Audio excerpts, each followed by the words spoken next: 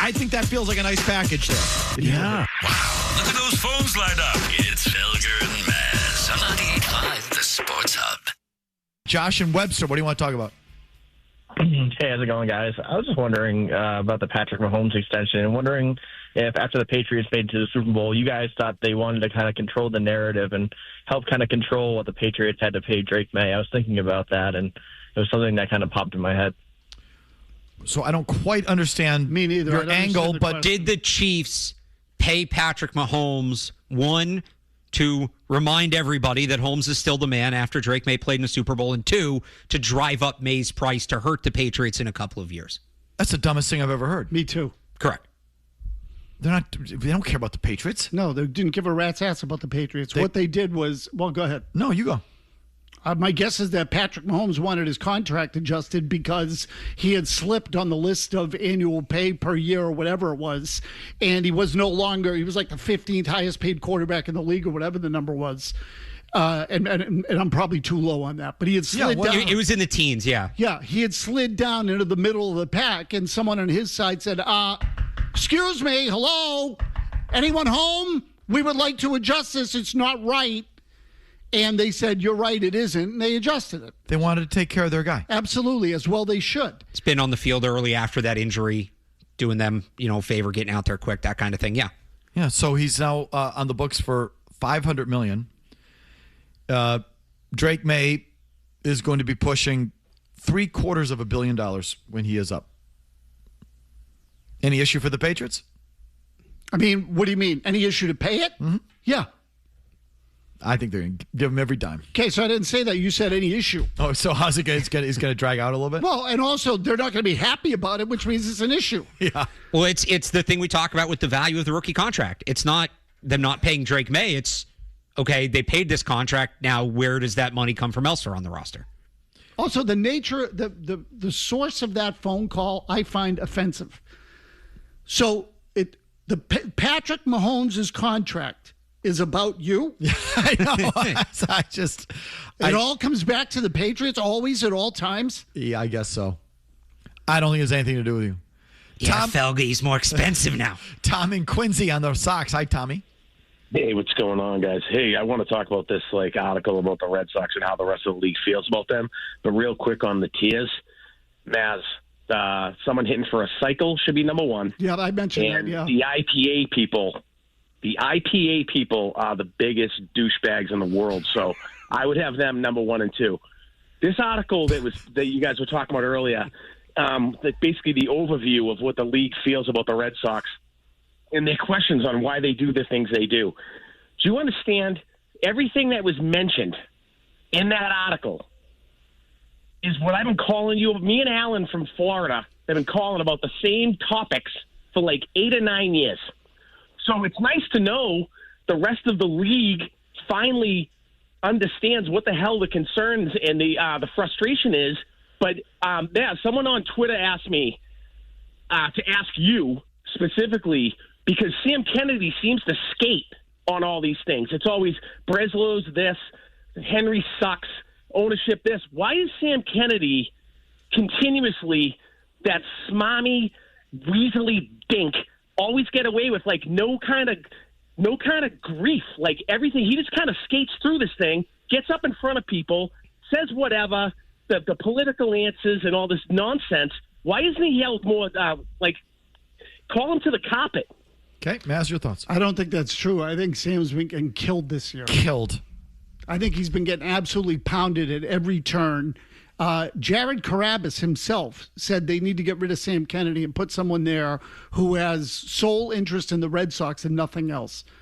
So, and look, he might be right. They don't have anybody that is singularly from an ownership and administrative standpoint other than Craig Breslow, someone who is solely committed to the Red Sox, and that's a problem. To go back to something you guys talked about earlier, where you mentioned you can blame John Henry for the floor but not the ceiling. What about, obviously the people in charge of the baseball team have impacted the record and all that. Henry continuing to keep them in those spots. Yeah, blame him for this hiring. Yeah, blame him for the people he's hired and the organization he's built. I don't blame him for last place in terms of the spending. But the organization, yes, his purview, as we discussed. Things you've been told you have to care about that you just don't. Mark in Maine? Hey, guys. Hope everything's going well for you today. What is it? What is your suggestion? Yeah, my suggestion, these people that can't get enough of shows like American Idol and Dancing with the Stars and America Has Talent, I could care less We about. mentioned it before. For me, it's all TV shows. I don't have to have watched Breaking Bad. I don't have to watch Game of Thrones. I don't have to watch American Idol. I don't have to watch The Wire or any other show. I don't have to. I'm sorry, I just can't be made to care. If I get around to it, I will. If I can get a window in my life where I'm not so busy and things slow down for me and I can actually invest in a serial TV show, I guess I'll do it. But I don't have to watch anything. Please, I don't have to. Can I put all that under the umbrella of reality TV? Does that all qualify as reality TV? For me, it's just TV, period. You can take reality TV and shove it. Reality TV, I think, is like on another level with this. Steve in Foxborough. Go ahead, Steve. Reality TV is offensive. Hey, I think one of the worst things ever is being stuck watching all-day girls cheerleading contest, and then to make it worse, you see them begging for money outside Stop and Shop so they can go to Orlando. Wow, that's a new level. That's very specific. Not inaccurate. I am laughing at the audacity of that comment is what I am laughing at. Yeah. But not the tears. No one's told you have to watch a cheerleading competition. Wow. The inspiration for Mazz Tiers was the World Cup. You have to watch the World Cup. No, you don't. As opposed to what, their skinny fathers? But the heavy-set cheerleading mom and the asking for donations outside the... Now, that doesn't really fit them tears. You know how many beers that guy probably has that he got from the IPA store? And he's probably a fat dad. John and Sharon, your suggestion, please, quick. Oh, my gosh. New Year's Eve. Big one. Yes. Very good. But yes. But I think there's just as strong a movement of people who say amateur hour, and you don't bother with New Year's Eve. I don't quite put that in the category of everybody saying you have to do it, because I think there's a lot of people who say don't do it. Have you ever had any desire at all to go to Times Square? None. Zero. Me too. Zip. 0.0. Less than zero. Mary in Manchester, Mazz Tiers, please. Guys, I just couldn't be bothered anymore with school events. There was just too many of them. You know, back to school night, teacher appreciation days, charitable funds and dances. But Mary, yes. And thanks for the food yesterday. It was delicious. Okay, no one's telling you these things are awesome. Those are known chores and known chafes. We're talking about you have to watch Augusta on Sunday, the back nine. You have to watch that. So millions of people who just don't give a crap about golf who say, I know I don't have to watch that. So that's the spirit of what we're talking about. Who wants to go to the effing back to school night? Except for a very, very select few. There was one here who dropped, but I'm sorry. I wish he was still on because it's number one top tier for me. Birthdays. Your grown-ass birthday. Oh. It's actually reached a level where I'm like boycotting them. Meaning, I'm not. Sarah puts me on these text chains with friends of ours. Happy birthday, blah, happy birthday emoji, blah, blah, blah, blah, blah, blah. I don't wish them a happy birthday. If I get dragged, if like now we got to go out somewhere to celebrate your effing grown-ass 43rd, 53rd birthday, grown-ass man and woman. If I get if I have to go, she makes me go, I go. I don't wish you a happy birthday. I don't say it. My daughter is going to turn 22 next week. I told her, you're now pretty much on your own. I don't care about your birthday. Kevin turns 32 next week. Going to have to do that on your own time. It goes in one ear, out the other. Kevin, I love you to death. I'm a hockey jersey. I'm not even going to wish you a happy birthday. I'm going to forget the second you told me. I boycott your birthday. Boycott. It's on Father's Day. Do this all on your own time. Oh, the grown-ass man and woman's birthday. The adult birthday party is annoying. Oh, my God. We have to go out to dinner for your birthday? Why don't we just go out to dinner? I have no problem. I'd love you. Spend time with you. I'll go out to dinner with you. Come hang out with you. And me too. Why does it have to be on your birthday? And I'm wishing you a happy birthday. Keeping track of it. Please. Keeping track of it. I'm not keeping track of your birthday. I don't care about your birthday. It's only 6 more days to your birthday. Back to your thoughts right after this. Felger. Shush. Mazz. The Sports Hub. I want to say this. That was a bonehead play by Darren Fox. I agree, Chuck. But. No but. No. Let him finish. They blew a 29-point lead. Dre talked about it before the game. See, that's one thing I hate about sports. Fans and people think everything that happened in the last minute or the last 30 seconds. When you blow a 29-point lead, that one play, like I say, it was a bad play. But the press can't say, well, the Fox made he made a bad play. But when you blow a 29-point, that don't even sound right. JR just got confused on the score. But see, Dre, that's not my problem with today's games. When you got that big of a lead, and we're sitting in the back, somebody says, man, that's 5 threes in a row. And you're counting them. And they're like 6, 7, 8. I'm like, damn. You got that big lead, and you take 8 threes in a row. You got Victor out there. And I was like, I don't think there's ever a reason to take 8 threes in a row if it's a tie game. But when you got a 25-point lead and you miss 8 straight threes, that's just bad. And they weren't even thinking about using the clock either. I think, to me, that's the story. Personally, the part I'm most interested in is how the Spurs shot themselves out of that game last night. And just how it relates to the thing we've been talking about here with the Celtics. I mean, you are the Spurs. You did the exact same thing to that Knicks team. The Cavs did the same thing. And to me, we can talk about the De'Aaron play at the end, which was incredibly boneheaded and just such, it's such a young team. He's like supposed to be the veteran steadying influence. Correct. At 28 or whatever he is. And he completely screwed the pooch on that one. Barkley said he lost track of the score. He said after the game, Fox did, that he just thought he could beat him, that he thought he had him, and that he knew the score, because you're almost led to believe he thought they were down 1 going the way he went. Again, 12 seconds left. If he just runs to the corner and gets fouled, he's at the free throw line. The Spurs are up 3, and the Knicks have one chance for a desperation 3 to tie it. Said he went for the basket, and Anunoby blocked him to set up that whole game-ending sequence. So that was a huge, huge misstep by Fox and just a horrible play. But to me, the most interesting part is that the San Antonio Spurs, up 29 at one point, up 25 at another point, shot 8 straight three-pointers, missed them all. In the second half, that great Wilbon stat, they missed 14 of 17 three-pointers in the second half. And of those 17, 12 of the 17 attempts in the second half came with at least 10 seconds left on the shot clock. So they weren't just chucking threes, they were chucking them early. And of those 12 that they shot in the first 14 seconds of the shot clock, they were 1 for 12. So they literally shot themselves out of an NBA Finals win, which is pretty much exactly what you did twice against the Knicks last year in the playoffs. And the Cavs did to the Knicks. So it's the Knicks, give them credit for allowing these teams to puke on themselves. But this does go back to analytics, and it does go back to the analysts that have taken over our sports and basketball included in them.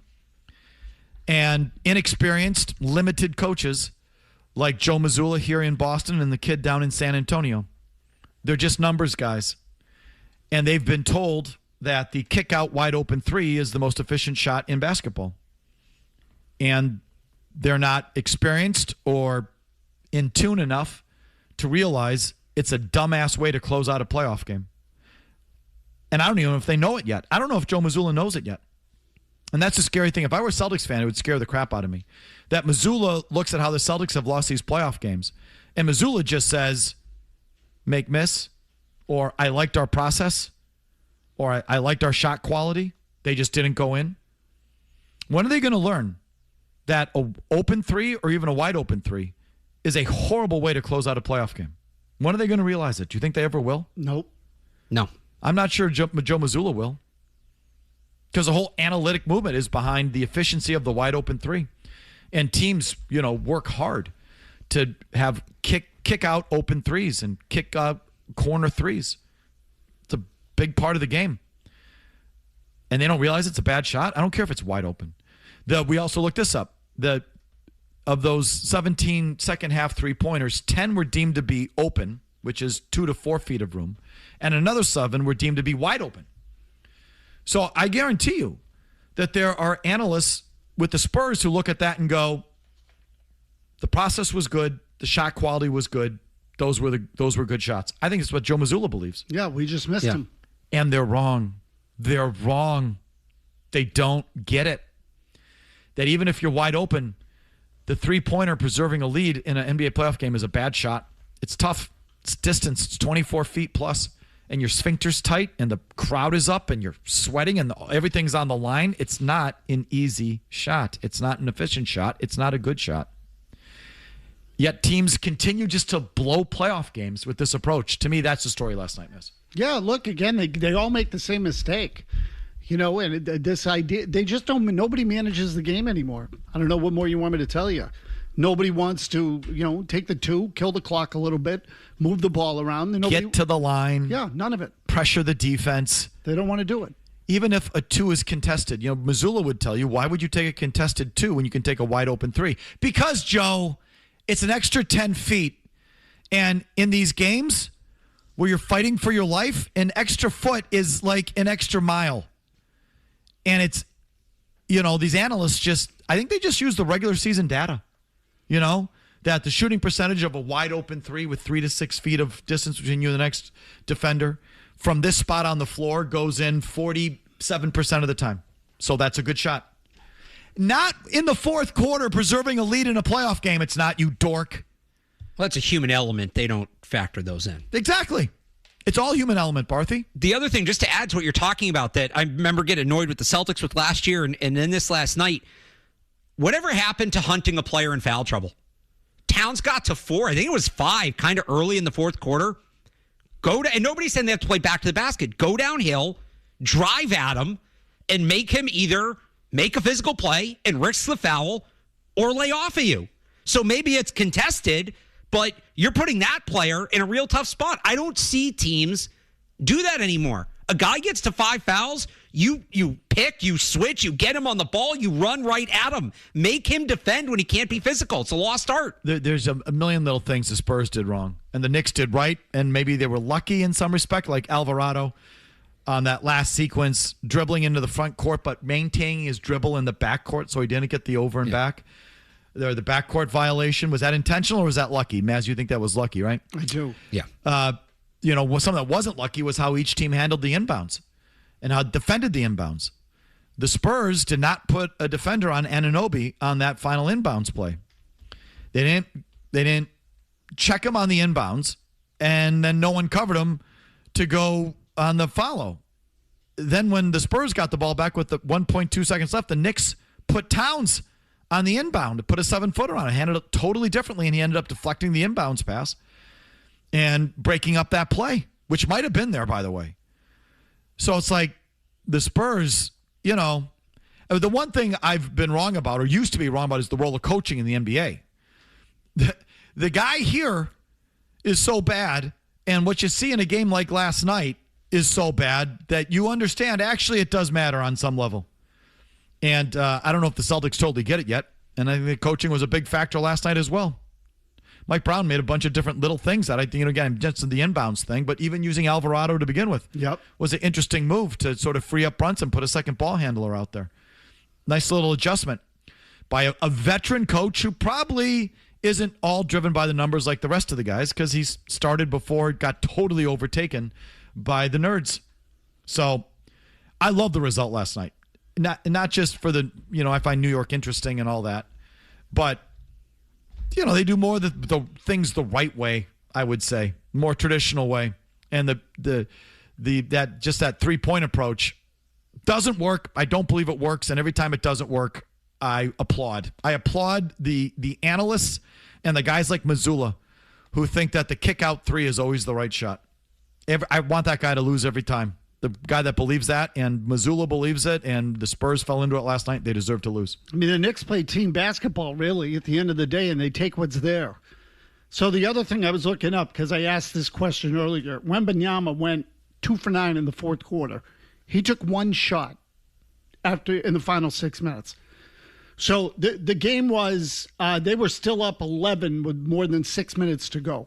He had 1 shot attempt, one field goal the rest of the way. Now, he also went to the line once, so there was missed them both. Where he missed them both. So there was an attempt there that he made that he got fouled that didn't officially count as an attempt. So you could say he took 2 shots. I don't think he touched the ball enough in the final 6 minutes of the game. Well, he was also gassed. They played him 23-plus minutes in the second half last night, which he's not ready for. And so he played like 27 minutes a game in the regular season. Bingo. They monitored his minutes big time in the regular season. Last night he played almost the entire second half, and he was rubber-legged by the end of it. Another coaching misstep there in San Antonio. For sure. I'm going to give NBA coaching more credit than I used to because it shows up in these big moments for sure. It sure has here with the Celtics. But the bottom line is the Celtics are the Spurs. And that's another thing that would turn my stomach if I were a Celtics fan watching these games and watching that thing last night. All right, there's a reset on the NBA. Final segment, thoughts, calls, emails after Barthy gets you updated here. Mike and Tony have a definite chemistry. Are they? 100%. Are they? Yes, 100. Do I stutter? Consider them the periodic table of sports talk. Put that in your pipe and smoke it. Sorry. We need to blow a gasket. No. Blow it, baby. Blow it. Felger and Mazz. To sit there and watch this unfold with the Knicks, shoulders to the mat, it's over. Except it wasn't, because San Antonio played the dumbest basketball, sustained stretch of dumb basketball I've ever seen. I was going to give you one stat. Yes. So they go 14 for 26 on threes in the first half. We get it. They build this enormous lead on three-point shooting, but they have to know they can't sustain that. And I remember turning to Stephen A. at one point saying, okay, I get this huge lead, but this is not sustainable. They thought it was sustainable because in the second half, they missed 14 of 17 threes. But here's the stat. Of those 17 threes, 12 of them came with 10 seconds or more on the 24-second shot clock. And of those 12 threes that came with 10 seconds or more, they went 1 for 12. The three-point shot and how it's taken over the game and how it's costing teams big time in the biggest moments, including here. All right, I got to zip through these calls. Okay, can you be really, really quick? It's a mini lightning round. Riley in the car on the Sox, quick. Is there any better indication that the Red Sox ownership doesn't understand people and relationships than them asking Dustin Pedroia if he's interested in a front office position? Like, do they seriously not think he doesn't talk to Jason Varitek, who they threw out like yesterday's garbage? So did they offer Pedroia a position in the front office? They've been after him. They've asked him multiple times over the years to work for the organization, and he keeps saying no. Thought? I don't blame him. I mean, again, who would walk into that?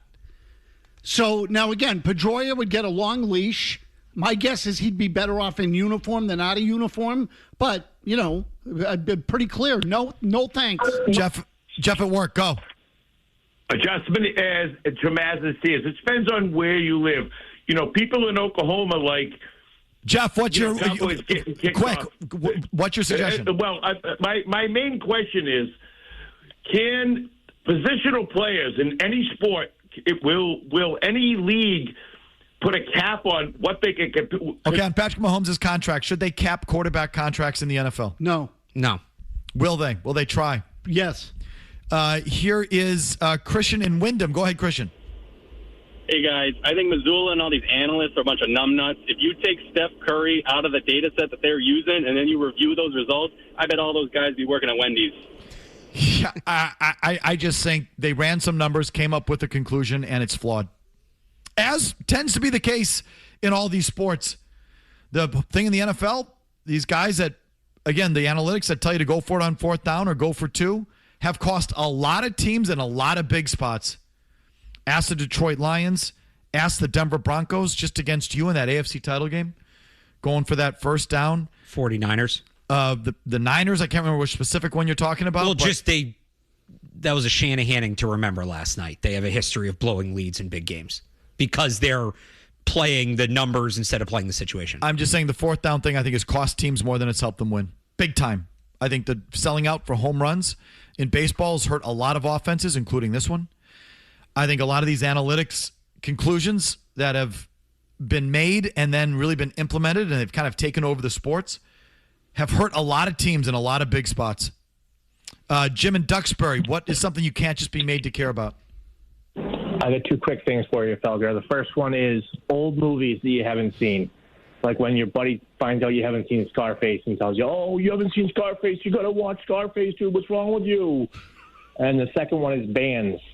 And somebody says, oh, you got to hear this band. They're great. They're great. And then the double down is when you say you've heard them and you don't like them, and they're like, oh, but you got to see them live. Got to see them live. That's another one. That's true at this stage, especially when you're an older person like us. If I haven't seen the movie, I don't have to see it.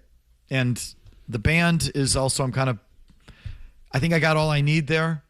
I'm good going back. I can keep going backwards in time and listen to new music. I don't need new music, so I'm kind of with you on that. I mean, they fall in the same category, though.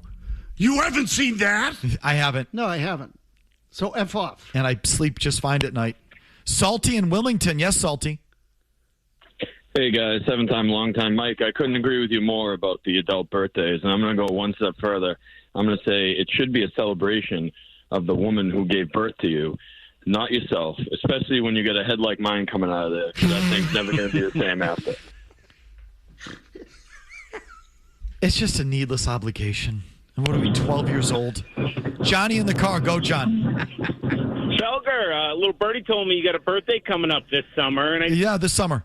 I'm not telling you the date. Corey in East Boston. Go ahead, Corey. What do you got? I know it. Yeah, baby pictures. Who cares? Looks just like one I seen the other day. Not really the same thing we're looking about. Whatever. It's not really what we're talking about. No, it's we're not. No one's saying don't you love watching, you seeing pictures of your friends' kids? No one ever says that. Yeah, Felga, you ought to see my baby pictures. Let's do some emails on this, please, Shaw. Pictures. It's the Coleman Electric email of the day. It's actually pictures. Dear Felga, I really hate you, and I think Mazz is a boo. I say pictures. It's electric. The Coleman Electric email of the day. It's electric. Send yours to Felger at 985thesportshub.com. Email of the day is brought to you by Coleman Electric, a bunch of really good electricians helping homeowners like you. When you need an electrician, you want to call Coleman. It's electric. Big Jim and Paulie, Paul. It is electric. KUHLMAN.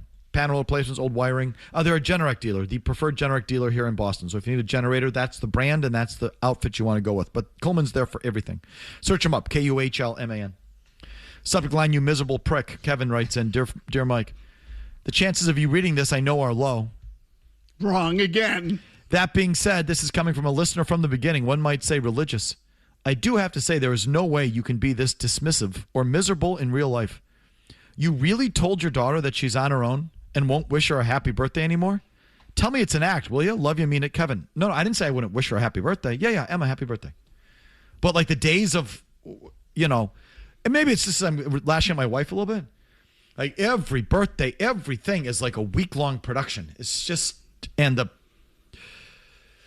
the gifts and it's like you're now 22, and so I'm not going to engage in that part of it. It's no longer going to be birthday week, and I'll wish you a happy birthday, but I'm not jumping through any hoops anymore. That's it. It's over. Birthday week. Sorry, that's it. Birthday month, birthday week, the spring birthday tour. It's not happening anymore. You get a little happy birthday, I'll buy you a glass of wine, and then we're going to get on with our day because we're all adults now with other things to do than sit around and, I'm not going to. Celebrate a whole birthday week. For a grown-ass adult, which you now are. Okay? Get a job. We try to keep things as short as possible in our house, Barthy. You know what I mean? Except for the summer Mazz. that extends out quite a bit. It's sort of like a festival. Big Jim Murray chimes in, who was off today, but things you have to have been told you have to watch or have to care about, but just don't or just can't. The inspiration being World Cup soccer. Big Jim Murray says, just got in my car. Not sure if anyone called with this. He better hope not, otherwise he's banned for life. Yep, he can't come back tomorrow. But you know what I feel I don't feel the need to care about? The Kennedys. Good one. This is on the lines of royalty. Same genre. Same bucket. But it's exclusive to Massachusetts and Boston. New Camelot England. and the Kennedys. Yeah. He's right about that. I can't give two poops either, but Jim in Melrose says, sure, JFK had the right idea to fight against the industrial war complex, but how'd that work out for you? Not so well, I would say. But I'm not sure that's what got him. Either way, as far as the rest of them, a clan of overrated drunk perverts. Overrated drunks / perverts. And Nepo babies who've been shoved down our throats for 60-plus years. Enough with the Kennedys, Jim and Melrose. Overrated drunk perverts. It's like he just described Phil Mickelson. That's in the spirit of what we're talking about. Let's do the final word, James. Hey, it's Felger here. Now on Felger and Mazz. It's the final word. Recapping this 4-hour show in 4 minutes, which leads to the question, does it really need to be 4 hours long? No.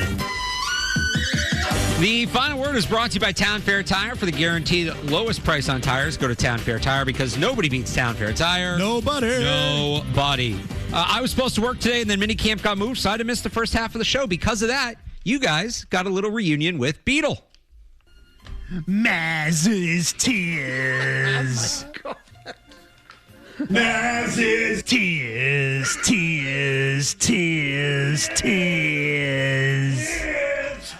His Tiers with a special guest.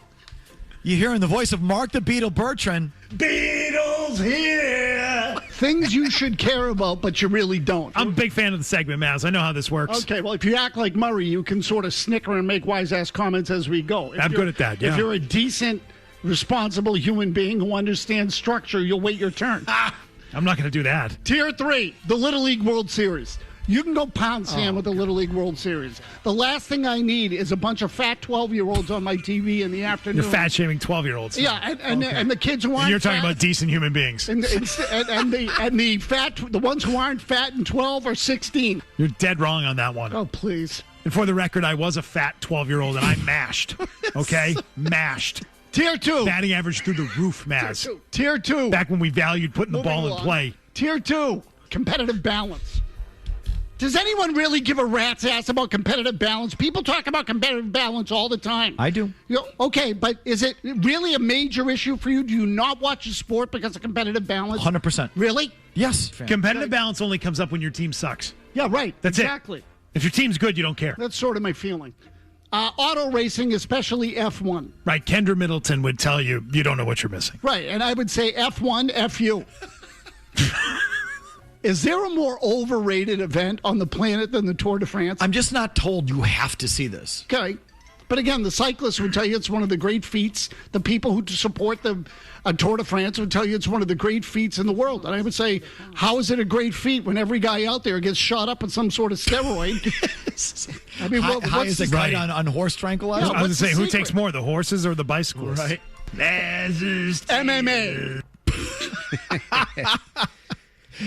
MMA is another one. I thought he was going to leave in the line about Georgie.